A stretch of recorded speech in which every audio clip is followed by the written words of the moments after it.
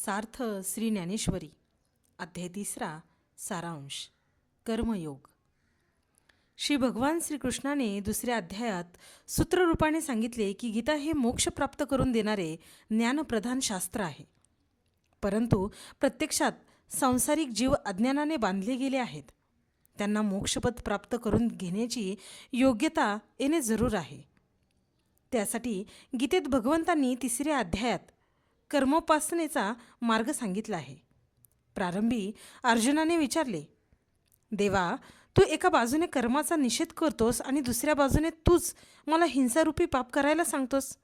मला असा दुटप्पी उपदेश न करता सोप्या व निसंदिग्ध रीतीने माझे हित कशात आहे ते सांग. तेव्हा भगवंत सांगतात, निष्काम कर्ममार्ग व ज्ञानमार्ग हे दोन्ही मीच सांगितले. दोन्ही मार्गाने फल मिळते, पण या दोन्ही मार्गाचे अधिकारी वेगवेगळे आहेत.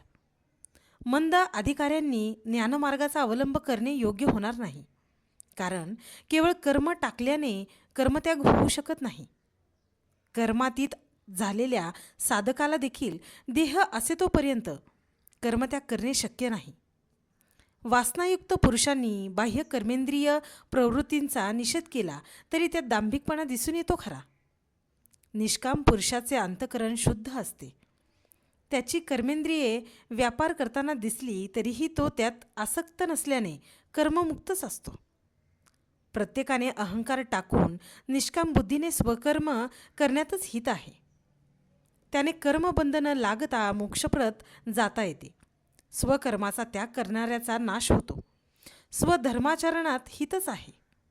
पण इंद्रियांना स्वैरपणे चरून देता स्वधर्माची कास धरावी. इथे श्री ज्ञानदेवांनी स्वधर्माचे स्पष्टीकरण करताना अग्निमुखी हवन, देवपूजा, ब्राह्मण भोजन, गुरुभक्ती, अतिथी सत्कार व ज्ञाती संतोषाचा उल्लेख केला आहे. भगवंत म्हणतात, सन्मार्गाने मिळवलेले पदार्थ भोगार्थच आहेत असे न समजता स्वधर्मरूप यज्ञाद्वारा परमेश्वरास अर्पण करावे व शेष प्रसादाचे संतोषाने सेवन करावे. प्रत्येकाने स्वतःचे कर्म यथाविधी निर्दोष रीतीने करावे. पूर्वकर्माचे फळ भोगण्यासाठीच मनुष्याला शरीर मिळालेले आहे, म्हणून कर्म टाकणे अशक्य आहे. जनकाप्रमाणे कर्मत्याग न करता मोक्षाप्रत जाता येते. म्हणून आत्मज्ञानी पुरुषांनी अज्ञानी जीवांना उदाहरण म्हणून कर्मत्याग न करता कर्मे अवश्य करावीत.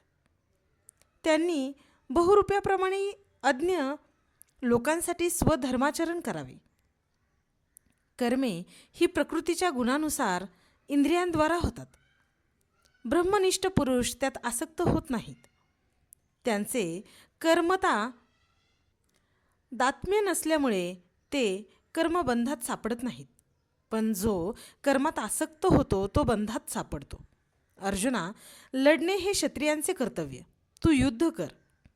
पृथ्वीला दुष्टांच्या भारापासून सोडव, कीर्ती वाढव. पण मी सांगितल्याप्रमाणे कर्म करून कर्मरहितच राहा. तू प्रकृती तंत्राने होऊन राहशील तर त्यात तुझा आत्मनाश आहे. ज्ञानी लोकांनी प्रकृती तंत्राने इंद्रियांचे लाड पुरवू नयेत, कारण शेवटी देह हा नाशिवंत आहे. म्हणून कर्म कर, पण विषयांची आठवणही मनात ठेवू नकोस. फक्त स्वधर्माचरणच अंतरी जागृत ठेव. वर्ण व आश्रमाप्रमाणे आपले स्वकर्माचरण करत असताना मरण आले तरी चालेल. त्याने इह व परलोकी सुखच मिळेल. पुढे अर्जुनाच्या शंकेला उत्तर देताना भगवंत म्हणतात, काम व क्रोध हे मांग आहेत. त्यांनीच ज्ञानी व भजनी साधकांचा आजपर्यंत नाश केला आहे. अज्ञानी लोकच नव्हे तर ज्ञानी देखील या काम क्रोध मोहापुढे गारद होतात. ज्ञान हे फार शुद्ध व कल्याणकारक आहे, पण जेथे ज्ञान आहे तेथे हे दुष्ट अगोदरच येऊन पसतात. यांना हाकलून देण्याचा एकच मार्ग व उपाय आहे, तो म्हणजे या काम क्रोधाधिकांचे राहण्याचे ठिकाण जी इंद्रिय त्यांचे पूर्णपणे दमन करणे. काम क्रोध गेले की मन व बुद्धी या दुष्टांच्या कचाट्यातून सुटेल व जीवाला ब्रह्मरूपी स्वराज्य उपभोगता येईल. तो अक्षय सुखात रममान होईल.